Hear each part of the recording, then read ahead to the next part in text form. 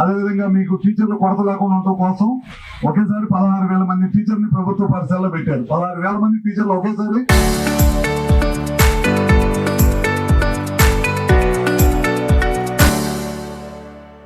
Government Chandrababu Naidu గారు కూటమి ప్రభుత్వంలో విద్యాశాఖ మంత్రి గుండి లోకేష్ గారు ఇమీడియట్ గా స్కూల్స్ లో టీచర్స్ ఉండాలనే దానికోసం టీచర్స్ ని భర్తీ చేశారు.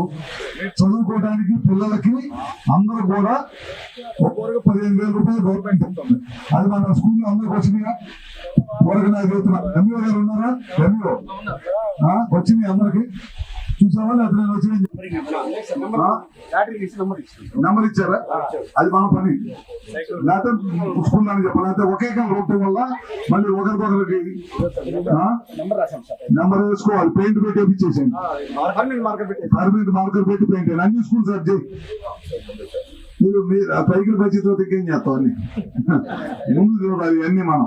ఎందుకంటే ఒకే వస్తున్నాయి కదా, అందుకని నెంబర్ లేండి. మళ్ళీ ఒకరికొకరు మారిపడకుండా నెంబర్ లేండి. సరేనా? ఓకే.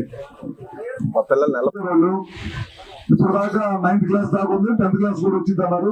మీ పంచాయతీ పరిధిలో అందరూ తిరిగి ఈ సంవత్సరం కూడా బాగా స్కూల్లో చేర్పించండి పిల్లల్ని. సరేనా? ఓకే. స్వరాలు 3 పెట్టాం మనం లో వోల్టేజ్ లేకుండా ఉండటం కోసం. ఈ 2 RDSS లో చేసాం మనం. 52 లక్షలు ఖర్చు అయింది. 2 ఓన్లీ ముక్కేసినాం. సూర్యపల్లి పని చేసామా? అయిపోయింది. సూర్యపల్లి మన ఈ ఊరు మన పోసారపల్లెం, రామాంజీపురం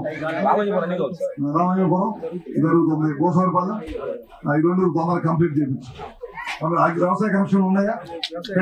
2 సంవత్సరాలు ఉన్నాయి. 2 సంవత్సరాలు 2 సంవత్సరాలు